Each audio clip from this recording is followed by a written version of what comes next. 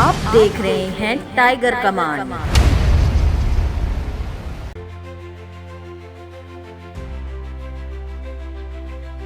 दिल्ली के पाश इलाकों में शुमार सैनिक फार्म में एक बार फिर चला बुलडोजर। डीडीए की कार्रवाई से इलाके में हड़कंप मच गया है। 2 आलीशान कोठियों पर डीडीए का बुलडोजर चला दिया गया। बताया जा रहा है कि ये कोठियां करीब 26 साल पुरानी थीं। सुबह से ही मौके पर भारी पुलिस बल और डीडीए की टीम तैनात रही और देखते ही देखते करोड़ों की इन कोठियों को जमींदोज कर दिया गया। दिलचस्प बात यह है कि आज सुबह 10 बजे इस मामले में दिल्ली हाई कोर्ट में सुनवाई होनी थी, लेकिन उससे पहले ही कार्रवाई कर दी गई। इस कार्रवाई के बाद स्थानीय लोगों में भारी आक्रोश देखने को मिला।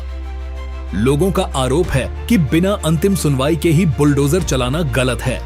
हालांकि डीडीए का कहना है कि ये निर्माण अवैध थे और नियमों के तहत ही कार्रवाई की गई है।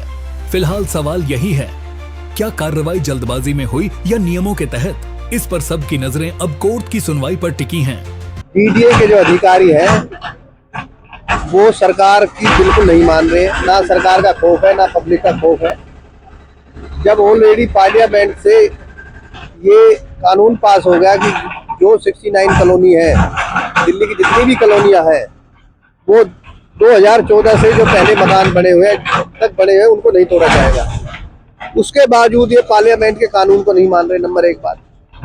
दूसरा, ये जमीन जिस पर डेमोलिशन होने लग रही है अब, ये हाई कोर्ट से 89 में फ्री हो गई थी। डीडीए का इसमें कोई दूर दूर तक भी कोई लेना देना नहीं है। मैं आपसे भी रिक्वेस्ट करता हूँ कि जो डीडीए के अधिकारी हैं, आप उनसे भी एक क्वेश्चन करें कि भाई जिस जमीन को आप तोड़ने आ रहे हो, किस नंबर को तोड़ने आ रहे हो, उसकी आप डिमार्केशन दिखाओ। जब इनके पास हाई कोर्ट का ऑर्डर है और हाई कोर्ट से ये जमीन फ्री है, उसके बावजूद आप 5 बजे आके इनके गेट को तोड़ रहे हो। सीनियर सिटीजन आदमी है, 80 साल की इनकी मदर है, इनकी फादर है और वो बीमार है। उसके बावजूद आप सुबह 5 बजे गेट आके तोड़ते हो किसी का, और वो एडमिट कराने पड़ते हैं परिवार के लोग, एम्बुलेंस में जाते हैं यहाँ से। उसके बावजूद भी आप वो दया नहीं दिखा रहे हो, वो मान्यता नहीं दिखा रहे हो, और ना ही कोई ऑर्डर दिखा रहे हो कि भाई ये डिमार्केशन में ये आपकी जमीन सरकारी है और ये डीडीए की है। डीडीए को अब लगता है कि ये सब कॉलोनियां पास होने वाली हैं, जिस तरह से 1540 हुई है। मास्टर प्लान में भी डाल दिया गया है। अब भाई जो मकान पुराने उनको तोड़ के दोबारा से आप नक्शा बनवा सकते हैं, तो ड्राफ्टिंग हो गई है। तो अब इन सब चीज को देखते हुए डीडीए गड़बड़ा रही है और जितनी जमीन दिख रही है जैसे भी है उसको कब्जा लेने की कोशिश कर रही है, जो कि गलत है।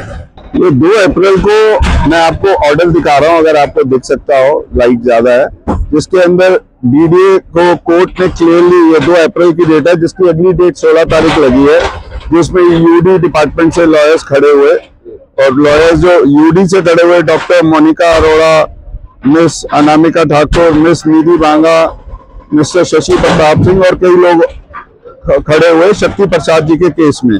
उसमें हाई कोर्ट ने क्लियरली कहा 19.10.6 effluent uses are identified by the central court and shall be eligible for layout plan approval and development of regeneration scheme as per prescribed norms। ये एमपीडी में ऑलरेडी लिखा जा चुका है, जिसपे खट्टर साहब ने भी, हमारे ऑनरेबल यूडी मिनिस्टर साहब ने भी, और हमारी रिस्पेक्टेबल सीएम साहिबा ने भी ये कहा कि हम एफिलेंट कॉलोनियों पे भी डिसीजन लेंगे, और जल्द से जल्द हम ये सोच रहे हैं क्या पेनल्टी लगा के इनको क्लियर किया जाए।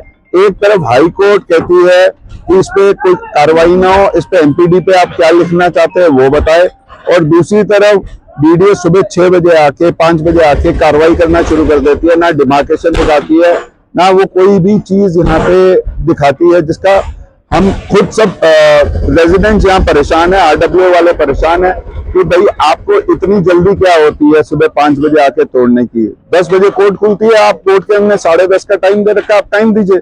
अब वो टाइम कभी भी नहीं मिलता है यहाँ पे।